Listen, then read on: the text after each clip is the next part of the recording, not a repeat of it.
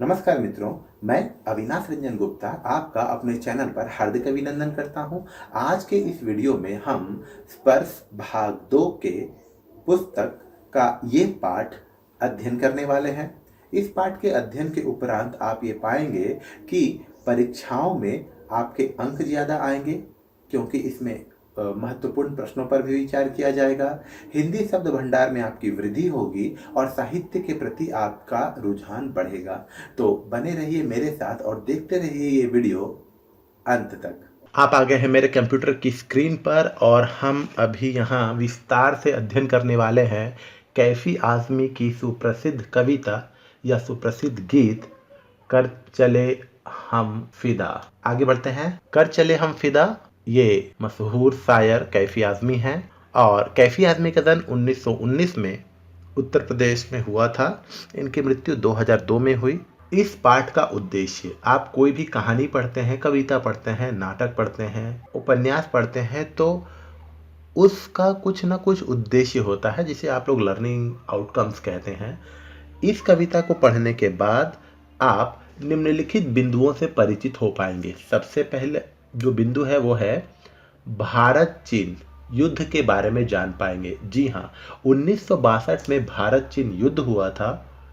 वो क्यों हुआ था इसके बारे में भी हम लोग जान पाएंगे। अक्साई चीन नाम की एक जगह हुआ करती थी, वहां पर भारत के सैनिक भी पेट्रोलिंग करते थे और चीन के सैनिक भी पेट्रोलिंग करते थे, लेकिन वहां पर किसी का अधिकार नहीं था। एक दिन अचानक चीन वाले सैनिकों ने आक्रमण कर दिया और उस जगह पर अपना अधिकार जमा लिया। वो 28,000 वर्ग मील जमीन थी जो भारत से चली गई। इस कविता में हम लोग पौराणिक प्रतीकों के बारे में जान पाएंगे।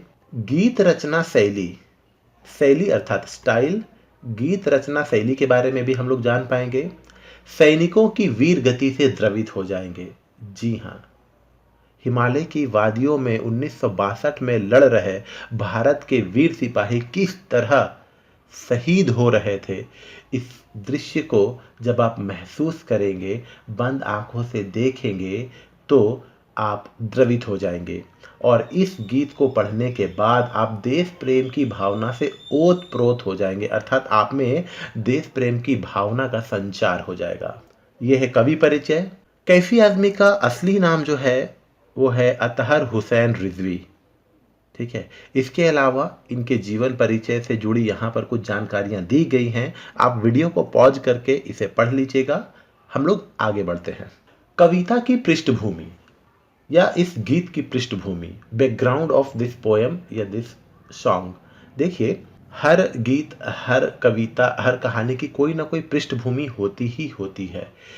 इस गीत की पृष्ठभूमि है भारत चीन युद्ध। भारत चीन युद्ध पर चेतन आनंद नाम के प्रोड्यूसर एंड डायरेक्टर ने एक फिल्म डायरेक्ट और प्रोड्यूस की थी, उसका नाम था हकीकत। उस फिल्म के लिए चेतन आनंद ने कैफी साहब को अप्रोच किया कि आप एक गीत लिख दीजिए, और उस गीत के सारे दृश्य, सारे विजुअलाइजेशन, स्थितियां परिस्थितियां बता दी कि भारत के वीर सिपाही चीन के सैनिकों से हिमालय की वादियों में लड़ रहे हैं। ये है यह दृश्य। बस फिर क्या था, इस गीत में भारत के वीर सिपाहियों की आहुतियों का मार्मिक वर्णन तथा सजीव चित्रण है, जो पाठकों को 1962 की हिमालय की वादियों में अनायास ही ले जाता है। अनायास, बिना प्रयास के ही ले जाता है। जब आप इस कविता को, इस गीत को पढ़ते हैं तो आप आंखें बंद करके उस दृश्य को विजुअलाइज कर सकते हैं। हर पाठक जब इस गीत को आत्मसात करता है, महसूस करता है, तो वह यही चाहता है कि काश, काश भारत की हार ना हुई होती, काश देश के नेता युद्ध के दौरान सही फैसले लेते, काश काश काश। अब हम लोग कविता के पंक्तियों की तरफ बढ़ते हैं। कर चले हम फिदा जानो तन साथियों, अब तुम्हारे हवाले वतन साथियों। ये इस गीत का मुखड़ा है। मुखड़ा अर्थात जो पंक्ति बार बार आती है और बिगिनिंग में रहती है, उसे हम उस गीत का मुखड़ा कहते हैं। लेकिन यहाँ ध्यान देने वाली बात यह है कि आपको लग रहा होगा यहाँ साथियों गलत लिखा हुआ है, यहाँ अनुनासिक का प्रयोग किया जाना चाहिए। लेकिन अगर आप ऐसा सोच रहे हैं तो व्याकरणिक दृष्टि से तो ये सही है, लेकिन अगर हम लोग इस पर विचार करें तो पाएंगे कि ये सही लिखा हुआ है। क्योंकि जब भी आप किसी को संबोधित करते हैं, संबोधित अर्थात जब भी आप किसी को एड्रेस करते हैं, किसी को बुलाते हैं, किसी का ध्यान अपनी तरफ अट्रैक्ट करते हैं, और ध्यान अट्रैक्ट करने के लिए जिन शब्दों का आप प्रयोग करते हैं, अगर उसमें ओ की मात्रा लग रही है, बावजूद इसके वहाँ पर अनुनासिक या का प्रयोग वर्जित है। जैसे अगर अमिताभ बच्चन केबीसी में देवियों और सज्जनों कहते हैं तो देवियों यों और सज्जनों नो, इसमें अनुनासिक का प्रयोग या बिंदी का प्रयोग नहीं होगा। हमारे मोदी जी कहते हैं भाइयों और बहनों, तो भाइयों और बहनों में भी बिंदी का प्रयोग नहीं होगा, इसलिए यहाँ साथियों में भी बिंदी का प्रयोग नहीं होगा। अब आप विजुअलाइज कीजिए, आंखें बंद करके ये सोचिए कि हिमालय की वादियों में भारत के वीर सिपाही भारत माता की रक्षा के लिए वीर गति को प्राप्त हो रहे हैं, और उनके हृदय से निकलने वाली आवाज़ क्या है ये सुनिए। कर चले हम फिदा जानो तन साथियों, वो सैनिक कह रहे हैं कि हम लोग देश की रक्षा के लिए जानो तन, प्राण, शरीर का बलिदान कर चुके हैं और इस दुनिया से रुखसत हो रहे हैं।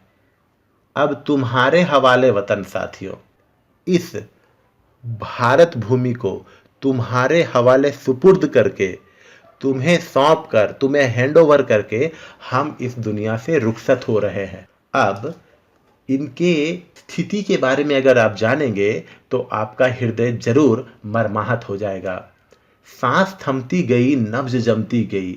ऐसा इसलिए क्योंकि हिमालय की वादियों में टेम्परेचर माइनस में था, इनकी सांसें थम रही थी, इनके नब्ज जम रहे थे। नब्ज अर्थात नाड़ी, जिसे अंग्रेजी में पल्स कहते हैं, वो जम रहे थे। फिर भी बढ़ते कदम को ना रुकने दिया, फिर भी इनके कदम लगातार बढ़ रहे थे और चीनी सैनिकों से ये युद्ध कर रहे थे ताकि भारत की पवित्र भूमि पर उनके कदम ना पड़ने पाए। कट गए सर हमारे तो कुछ गम नहीं, इन्होंने अपने सीने पर गोलियां खाई, लेकिन फिर भी इन्हें कोई गम नहीं है, क्योंकि इन्होंने सर हिमालय का हमने ना झुकने दिया। अर्थात हिमालय जो भारत की आन बान और शान का प्रतीक है, उसका सर नहीं झुकने दिया, अक्षुण्ण रखा।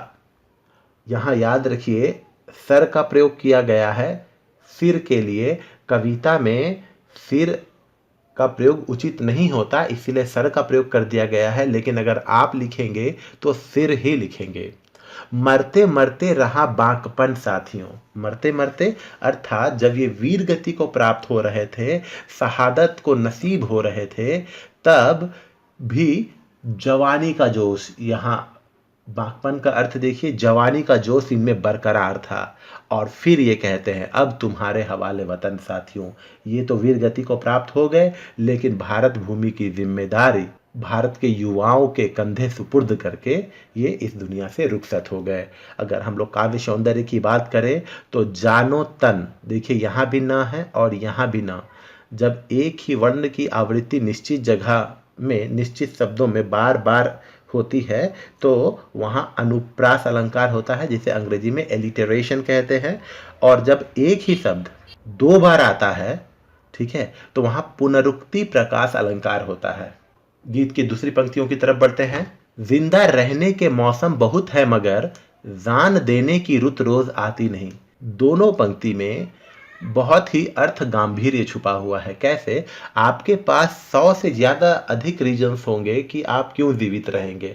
सिंपल, आपको अपना करियर प्राप्त करना है, आपको दुनिया देखनी है, आपको आनंद उठाना है, तो ऐसे बहुत सारे रीजन्स हैं जिस वजह से आप जीवित रहना चाहते हैं। लेकिन वहाँ हिमालय की वादियों में भारत के वीर सिपाहियों को लगा कि भारत माता की आन बान और शान खतरे में है, दुश्मन उसकी पवित्र भूमि को नापाक कर सकता है, और ये भारत माता का कर्ज अदा करने के लिए अपने प्राणों की आहुति देने के लिए तैयार है। और इसलिए ये कहते हैं कि जान देने की रुत अर्थात मौसम हर दिन नहीं आती। हुस्न और इश्क दोनों को रुसवा करे वो जवानी जो खून में नहाती रही। इनके अनुसार जो व्यक्ति भारत माता की सुंदरता और भारत माता के प्रेम में अपने जवानी के समय अगर खून नहीं बहाती है तो वो जवानी बेकार है। अर्थात भारत माता की सुंदरता और भारत माता से प्रेम कर रहे युवक अगर भारत माता की बेइज्जती होते देख ले, कोई भारत माता की इज्जत पर हाथ डाल दे, उसका दामन पकड़ ले या उसके बुरे इरादे भारत माता की तरफ कुछ बुरा करने की भी सोचे, तो वो भारत का वीर सपूत अगर अपना खून ना बहाया, अगर उससे युद्ध ना किया, तो वह जवानी बेकार है। आज धरती बनी है दुल्हन साथियों। यहाँ भारत के वीर सिपाही कहते हैं कि आज धरती बनी है दुल्हन साथियों। दुल्हन इसलिए कहा गया है क्योंकि जिस प्रकार दुल्हन लाल रंग का जोड़ा पहनती है, उसी प्रकार हिमालय की सफ़ेद सफ़ेद वादियों में जब भारत के वीर सिपाही अपने सीने पर गोलियां खा रहे थे, तो उनके लहू से वहां का इलाका रक्त रंजित हो गया और ऐसा लग रहा था कि उस धरती ने लाल रंग का जोड़ा पहन लिया है। इसलिए कहा गया है कि आज धरती दुल्हन के समान लग रही है। अब तुम्हारे हवाले वतन साथियों। ये इस गीत का मुखड़ा है जो ये बार बार आता है और आप देखेंगे यहाँ पर विस्मयादि बोधक चिन्ह का प्रयोग किया जा रहा है।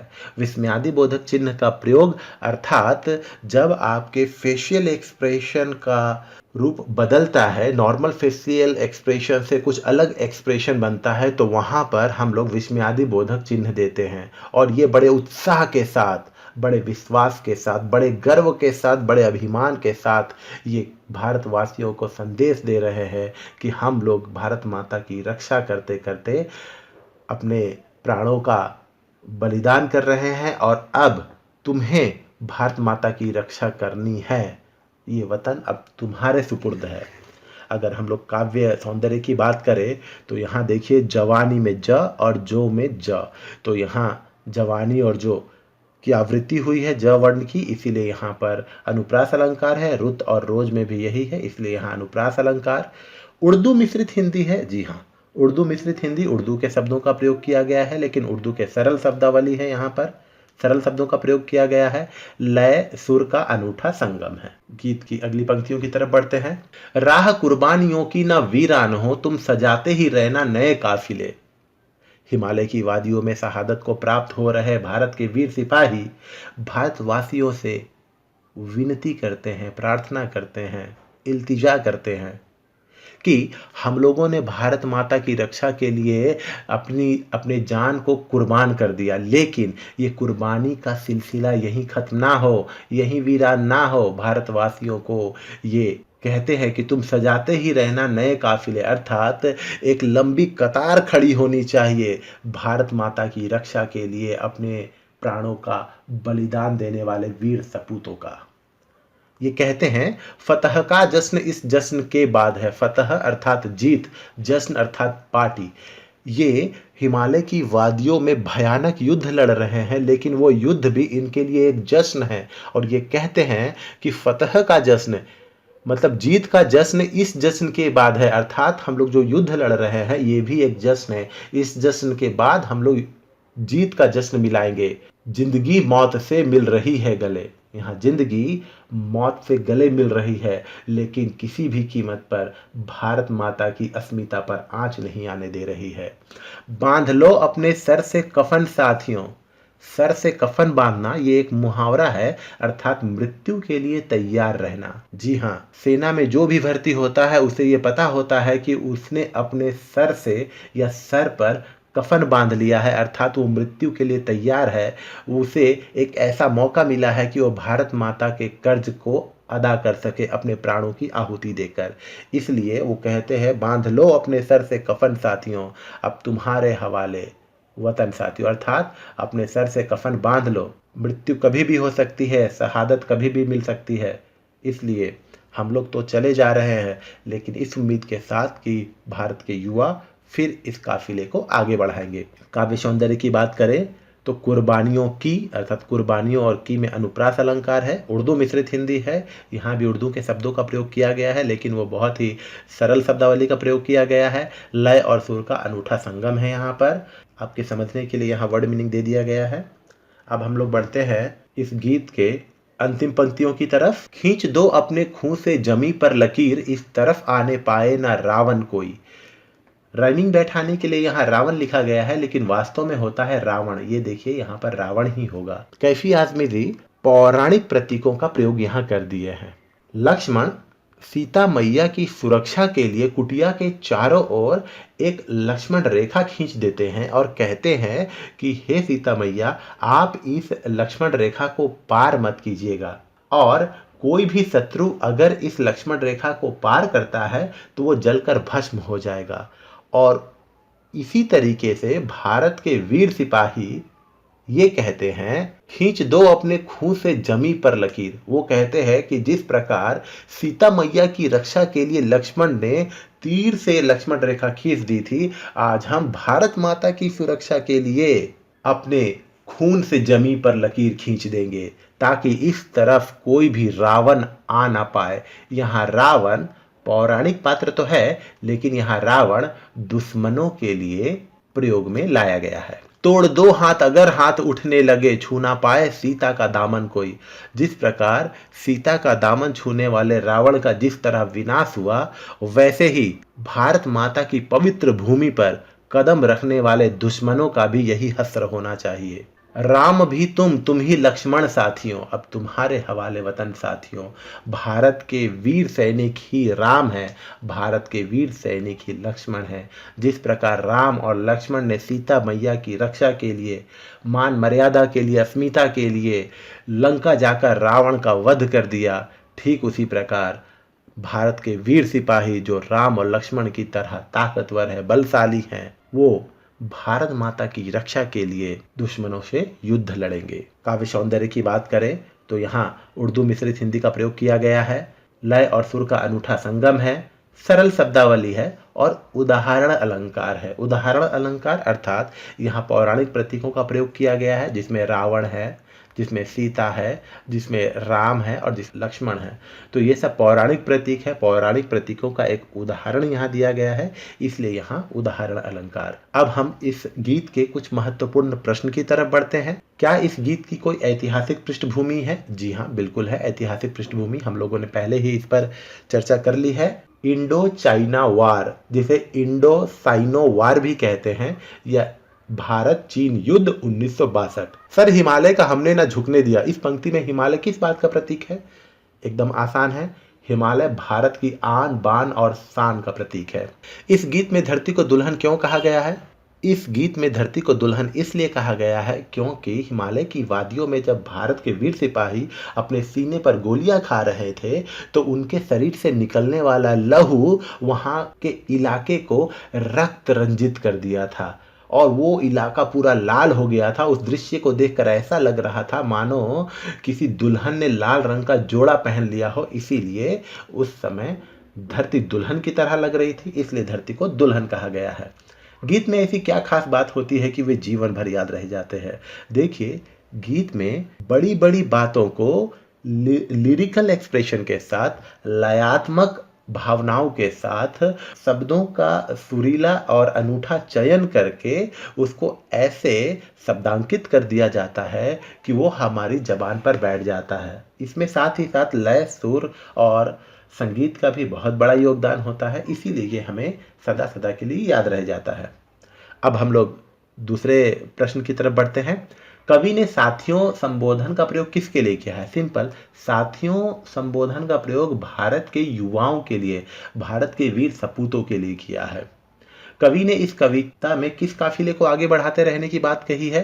कवि ने इस कविता में उस काफिले को आगे बढ़ाते रहने की बात की है जो भारत माता की रक्षा के लिए अपने प्राणों की आहुति देने के लिए सदैव तत्पर रहे, अर्थात भारत के वीर सिपाही।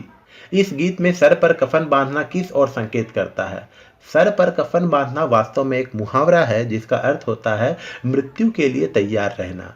जो भी सेना में भर्ती होता है वो यह जान लेता है कि वो अपने सर से कफन बांधा हुआ है, किसी भी वक्त भारत माता का कर्ज अदा करने के लिए हमें बॉर्डर पर जाना पड़ सकता है और हमारी मौत या हमें शहादत प्राप्त हो सकती है।